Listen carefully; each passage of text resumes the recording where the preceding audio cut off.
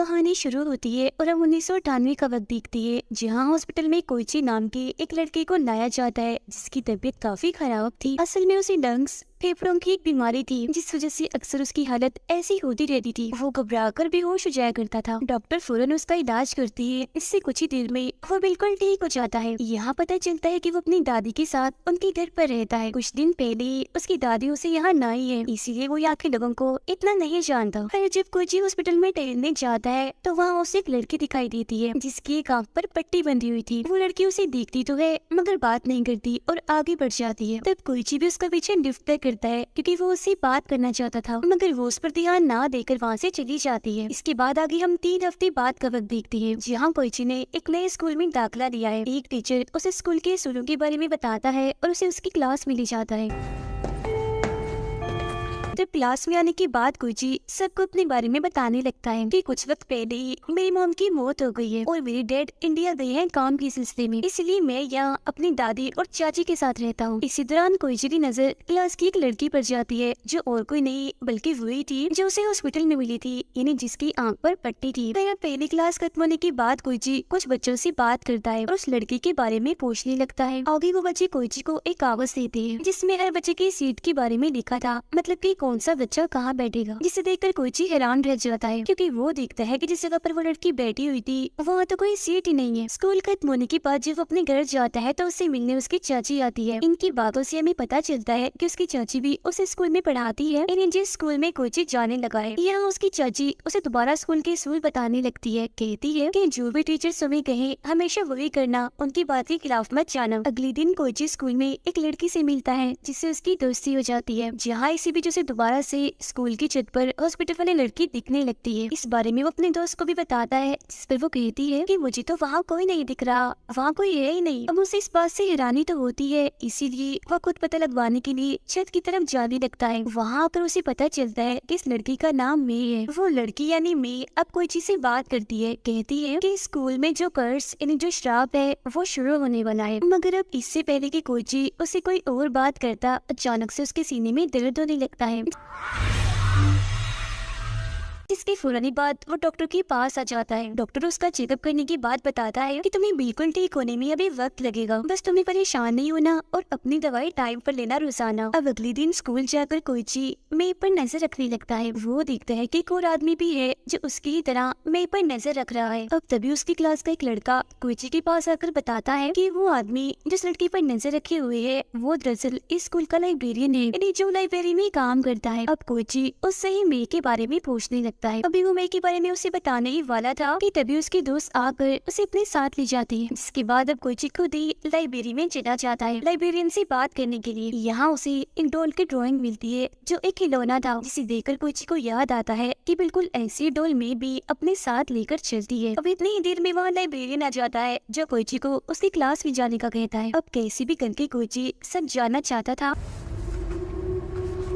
इसीलिए वो अपनी क्लास के 2 लड़कों के पास जाकर सारी सच्चाई पूछने लगता है। तो वो उसे बताते हैं कि सालों पहले मे नाम की एक लड़की 3rd ईयर क्लास में पढ़ती थी, मगर फिर अचानक एक दिन उसकी मौत हो गई और बस उसी दिन के बाद से उसकी सीट पर कोई नहीं बैठता। मगर उसकी मौत के बाद क्लास के बच्चों ने उसकी सीट पर एक डॉल को रख दिया और बिल्कुल ऐसे बर्ताव किया जैसे वो सच में क्लास में मौजूद है। जिसके बाद वो सारे बच्चे वहाँ से चले गए और बस तभी से उनका मानना है कि मैं आज भी एक स्टूडेंट के रूप में उस सीट पर आकर बैठती है, यानी वो स्टूडेंट जिसे इतने वक्त से कोइची भी देख रहा है। अब उनकी ये बातें सुनकर कोइची काफी घबराने लगता है क्योंकि उसे अजीब लग रहा था ये सोचकर कि मैं इतने वक्त से एक आत्मा को देख रहा हूँ। फिर जैसे वो ऊपर देखता है तो वो लड़की उसे दोबारा से दिखने लगती है, जिससे एक बार फिर उसकी तबीयत खराब हो जाती है। इसीलिए वो डॉक्टर के पास चला जाता है। यहाँ उसकी मुलाकात एक नर्स से होती है जो उस स्टूडेंट की बहन है जिसने कोइची को लाइब्रेरियन के बारे में बताया था और जिससे कोइची ने मे के बारे में जानने की कोशिश की थी। यहाँ कोइची उसे भी मे के बारे में बताकर पूछने लगता है कि मैंने उसे इस हॉस्पिटल में भी देखा था,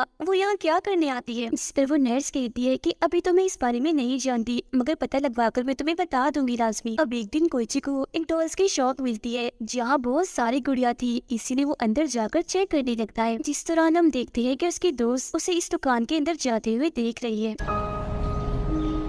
दुकान के अंदर कोइची को मेई की गुड़िया भी दिख जाती है, जिसे अभी वो देख ही रहा था कि तभी यह मेई खुद आ जाती है, जिसे देखकर वो उसे सवाल करने लगता है। अब मेई उसे अपनी आंख से पट्टी हटाकर दिखाती है, जिससे हमें पता चलता है कि उसकी वो आंख कांच की है। तो वो उसे अपनी इस आंख के बारे में बताती है, कहती है कि मेरी ये आंख बहुत तेज है, किसी की भी होने वाली मौत को देखने में मदद करती है। मतलब कि मुझे पता चल जाता है कि कौन इंसान मरने वाला है। इस वक्त भी उसे एक लड़की की मौत के बारे में पता था, जो और कोई नहीं बल्कि कोइची की दोस्त थी। अब उसकी ये बातें सुनकर घबराता हुआ वो अपने घर आ जाता है। फिर अगले दिन स्कूल में कोइची की दोस्त सीखती है कि वो मेई पर नजर रख रहा है, उसका पीछा कर रहा है, जो देख वो काफी घबरा जाती है और उसके पीछे जाकर उसे ऐसा करने से मना करती है, मगर वो उसकी बात नहीं सुनता और मेई के पीछे चला जाता है। वो मेई को हाथ लगाकर देखता है कि कोई भूत आत्मा नहीं है, बल्कि ये असली की इंसान है, जिसे सब आत्मा समझ रहे हैं। तभी हम भागते हुए कोइची की दोस्त भी आ जाती है और उस पर गुस्सा करने लगती है कि तुम मेई का पीछा करना क्यों नहीं छोड़ रहे। अब तभी हम देखते हैं कि बाहर लगी आग एकदम से बढ़ जाती है और जोर से आकर खिड़की के शीशे पर लगती है, जिससे शीशा टूट जाता है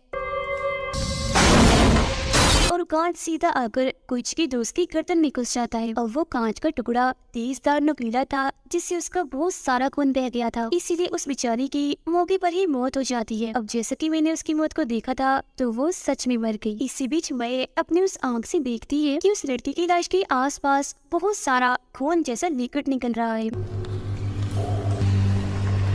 जिसका मतलब था कि उसे ऐसे पता चलता है कि कोई इंसान मरने वाला है। अब ये लिक्विड उसने देख लिया था, तो इसका मतलब आगे भी किसी इंसान की मौत होने वाली है। फिर तभी यहाँ और भी बहुत सारे बच्चे आ जाते हैं और उस लड़की की मौत पर काफी दुखी हो जाती है, मगर वो उसकी मौत का जिम्मेदार कोइची को ही समझ रही थी, क्योंकि उसने ही स्कूल के असूल तोड़े थे, जिस वजह से मौतें होना शुरू हो गई है, यानी कि कर्ज वापिस आ गया है। मगर वो अभी भी कुछ नहीं समझ पाता। फिर शाम को जब वो हॉस्पिटल में जाता है, तो नर्स उसे बताती है कि मैं यहाँ कुछ दवाइयाँ लेने आती रहती है। फिर अब अगले दिन कोइची अपनी क्लास के उसी लड़के इन्हीं नर्स के भाई से कर्ज इन्हीं शराब के बारे में पूछने लगता है, क्योंकि मैंने भी उसे किसी कर्ज के बारे में ही कहा था, मगर वो उसे कुछ भी नहीं बताता और नजरअंदाज करके उसे दूर जाने लगता है। साथ ही वो कोइची को ये भी कहता है कि मेरी बहन यानी उस नर्स से भी तुम दूर ही रहो। अब यहाँ हमें पता चलता है कि वे कोई भूत या आत्मा नहीं है,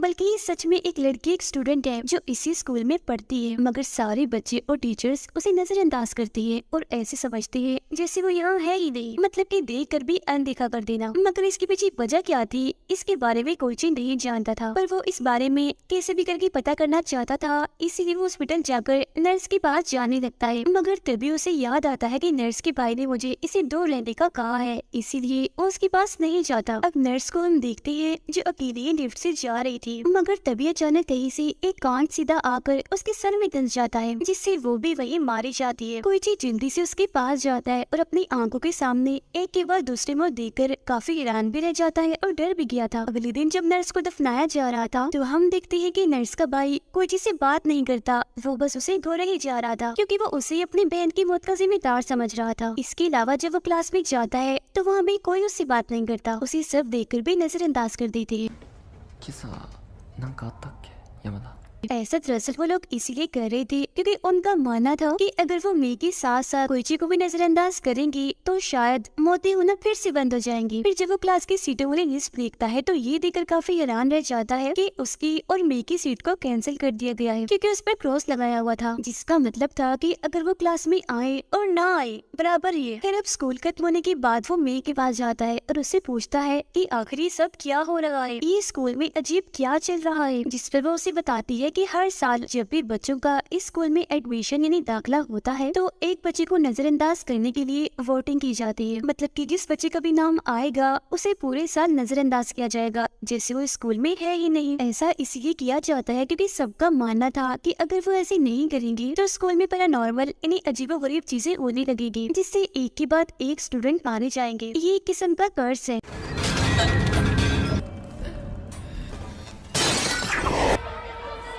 और जिस साल मैं थी तो एक लड़की को नजरअंदाज करने के लिए चुना गया था, मगर वो डर रही थी इसीलिए उसने मना कर दिया। अब किसी को तो नजरअंदाज होना ही था, तो उसकी जगह मैंने अपना नाम लिखवा दिया और बस तभी से सारे लोग मुझे नजरअंदाज करने लगे हैं। अभी सुनकर भी कोइची को कुछ समझ नहीं आती, क्योंकि वजह अब तक उसके सामने नहीं आई थी कि आखिर स्कूल वाले ऐसा करते ही क्यों हैं। अब दोनों को ही नजरअंदाज किया जा रहा था, जिसका वो खूब फायदा उठा रहे थे, क्योंकि क्लास छोड़कर वो घूमने निकल जाती थी, जिस वजह से अब उन दोनों भी अच्छी दोस्ती भी हो गई थी। अब मेरे को भी सच्चाई पता नहीं थी तो ये लोग सच जानने के लिए लाइब्रेरियन के पास जाती है, जहाँ अब वो इन्हें बताता है कि काफी सालों पहले यानी 1972 में मैं 3rd ईयर क्लास का टीचर हुआ करता था, जहाँ तभी अचानक एक बच्चे की रस्सी से लटकने से मौत हो गई। किसी को कुछ समझ नहीं आया कि आखिर उसकी मौत कैसी हो गई, और जो बच्चे उसके साथ पढ़ते थे उनको तो यकीन आ ही नहीं रहा था कि वो मर गई है। वो इस चीज को कबूल ही नहीं कर रहे थे, इसीलिए वो ऐसे दिखावा करने लगे थे जैसे वो अभी भी जिंदा है। यहाँ तक कि उन्होंने उसके लिए क्लास में अलग सीट भी लगा रखी थी। 友人たちは悲しく彼女来ているふりをし続けたらしい。 जिसके बाद स्कूल में एक कर्ज आ गया, क्योंकि उस बच्चे के मरने के बाद ही स्कूल के बच्चे अचानक से ही मरने लगे, जिसे रोकने के लिए सबने फैसला किया कि वो हर साल एक बच्चे को वोटिंग के जरिए चुनकर उस लड़की की सीट पर बिठा देंगे। सभी के लिए उस सीट पर बैठा जाने वाला बच्चा गायब भी माना जाएगा, मतलब कि सब उसे नजरअंदाज करेंगे। फिर वक्त के साथ साथ हमारा ये प्लान कामयाब होने लगा था, क्योंकि मौतें होना बंद हो गई थी, और बस तभी से हर साल उस सीट के लिए बच्चों की वोटिंग की जाती है। और ये तब तक ठीक रहा जब तक कि कोई तुमने आकर स्कूल के असूल ना तोड़ दिए। जो असूल था उस सीट पर बैठने वाले बच्चे को नजरअंदाज करना। それが美咲さん मगर कोईची ने उस सीट पर बैठने वाली लड़की मेई को नजरअंदाज नहीं किया, इसलिए कर्ज वापस आ गया, जिससे अजीबोगरीब चीजें होना शुरू हो गई हैं, जिस वजह से मोती होने का सिलसिला भी दोबारा से शुरू हो गया है। ये सब जानकर दोनों ही काफी हैरान रह जाती है, मगर वो फैसला करती है कि हम इसे हल करने का कोई तरीका ढूंढ निकालेंगे। अब लगातार नजरअंदाज होने की वजह से कोईची परेशान रहने लगा था। उसे लग रहा था कि कहीं मैं सारी मौतों का जिम्मेदार तो नहीं। अब उसकी परेशानी देखकर मैं उसे चेक करती है कि कहीं वो एक्स्ट्रा लिविंग पर्सन तो नहीं, मतलब कि ऐसा इंसान जिसे बहुत पहले मर जाना चाहिए था मगर वो अभी तक जिंदा है, और उसकी वजह से ही लोगों की मौतें हो रही है, और अगर वो मर जाए तो कर्ज खत्म हो जाएगा।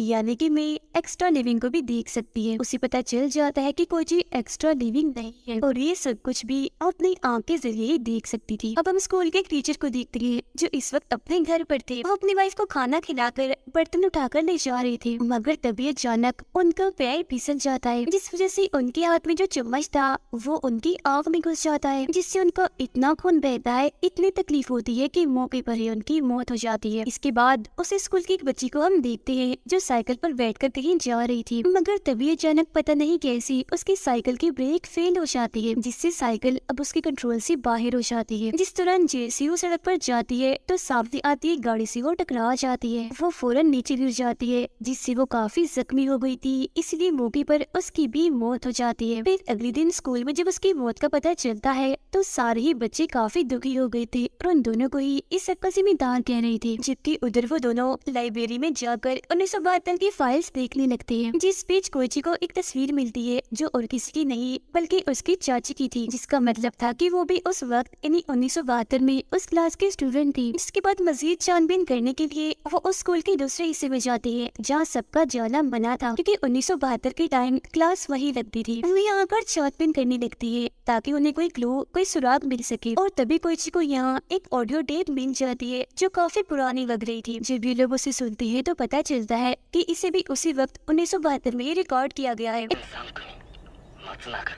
जब स्कूल में मौतें हो रही थी, ऑडियो में एक लड़का बता रहा था कि अगर वो एक्स्ट्रा लिविंग पर्सन को मार देंगे तो ये कर्ज खत्म हो जाएगा। जिसके बाद आगे वो लड़का बताता है कि एक बार मेरी भी लड़ाई एक एक्स्ट्रा लिविंग इंसान से हो गई थी, इसमें मैंने उसे मार दिया। ऐसा होते ही कर्ज रुक गया और अगले ही दिन मरने वाले इंसान को हर कोई भूल गया कि वो कौन था। अब क्योंकि मैं हर वक्त अपनी कांच वाली आँख को ढक कर रखती थी, इसीलिए उसे कभी भी एक्स्ट्रा लिविंग इंसान नहीं दिखा। इसीलिए अब उन्हें कुछ भी समझ नहीं आती कि भला एक्स्ट्रा लिविंग इंसान कौन हो सकता है जिसे हम मारकर इस कर्ज को खत्म कर सकते हैं। अब कोईची की चाची समझ गई थी कि वो दोनों बेकसूर है, इसीलिए वो दोनों को क्लास में बुलाती है और सबको कहती है कि हम इन्हें नजरअंदाज कर रहे हैं, मगर मौतें तो अभी भी हो रही हैं, जिसका मतलब है कि इनका कोई कसूर नहीं है, ये एक्स्ट्रा लिविंग नहीं है। और हाँ, कल हमारा स्कूल एक ट्रिप पर जा रहा है जिसके लिए सब तैयार रहे। अब अगले दिन सब बच्चे ट्रिप के लिए स्कूल के दूसरे कैंपस में रुकते हैं, जहाँ जब कोईची और मैं खाना खा रही थी तो उनकी दो साथी खाना खाने के लिए उनके साथ आकर बैठ जाती है, क्योंकि उन्हें भी अब लग रहा था कि ये दोनों बेकसूर है, इनकी वजह से कुछ नहीं हो रहा। मगर तभी यहाँ एक लड़की आकर मेरे को बातें सुनाने लगती है, कहती है कि तुम कसूरवार हो, सारी मौतें तुम्हारी वजह से ही हो रही हैं, जिस पर मैं उनसे अपनी गलती ना होते हुए भी माफी मांगती है।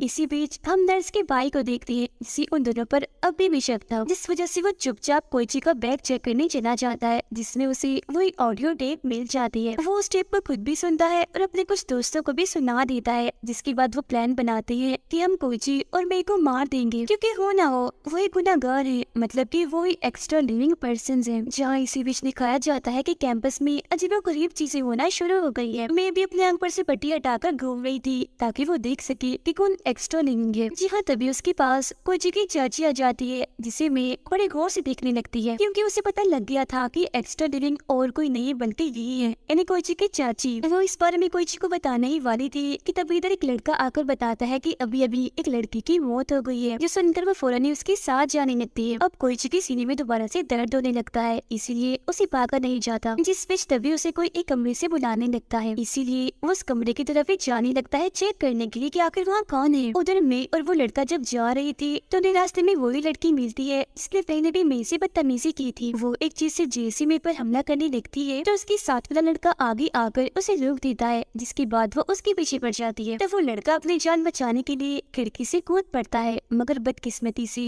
वो मेन तार में फंस जाता है। उसे इतनी जोर से बिजली के झटके लगते हैं कि उस बेचारे की मौत हो जाती है।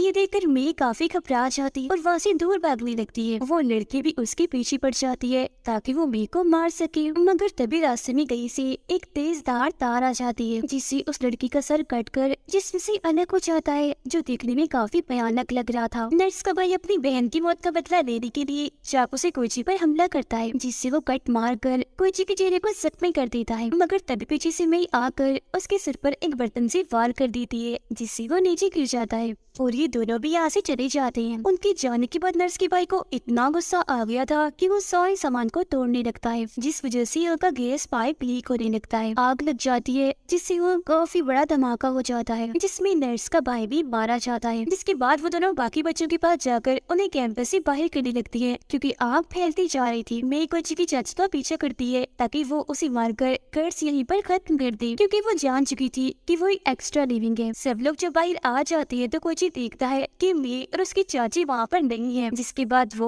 और लाइब्रेरियन उन्हें ढूंढने दोबारा कैंपस के अंदर जाती है। अंदर आकर वो देखती है कि मैं कोइची की चाची को मारने की कोशिश कर रही है। तब लाइब्रेरियन उसे बचाने के लिए मे को पकड़ लेता है और फिर मौके का फायदा उठाकर उन्हें वहाँ से ले जाता है। अब मैं और कोइची भी उनके पीछे जाती है। जो मैं अपने उस आंख से देखती है कि लाइब्रेरियन और कोइची की चाची के पास खून जैसा लिक्विड चल रहा है, जिसका मतलब था कि अब मरने की बारी उन दोनों की है। तभी अचानक लाइब्रेरियन का पैर फिसल जाता है और वो नीचे जाके गिरता है, नीचे तो पहले ही आग फैली हुई थी, जिसमें गिरने से उसकी मौत हो जाती है। जहाँ इसी बीच कोइची की चाची भी दीवार से लटक जाती है, जिससे बचाने के लिए कोइची आगे बढ़ता है, मगर मैं देखती है कि अगर उसने अपनी चाची को बचाने की कोशिश की तो वो भी मारा जाएगा। इसीलिए वो यहाँ बता ही देती है कि वो एक्स्ट्रा लिविंग इंसान कोई और नहीं बल्कि तुम्हारी चाची है। जो सुनकर उसकी चाची समझ जाती है कि अब मुझे क्या करना है जिससे कर्ज खत्म हो जाए। वो कोइची से हाथ छुड़ा कर खुद ही आग में कूदकर अपने जान दे देती है, जिसके बाद अब ये दोनों भी वहाँ से बाहर आ जाते हैं। यहाँ दोबारा से तबीयत खराब होने की वजह से कोइची बेहोश हो जाता है। फिर जब उसे होश आती है तो वो हॉस्पिटल में था, तो वहाँ उसे मिलने में आती है और बताती है कि अब तुम्हारी चाची के मरते ही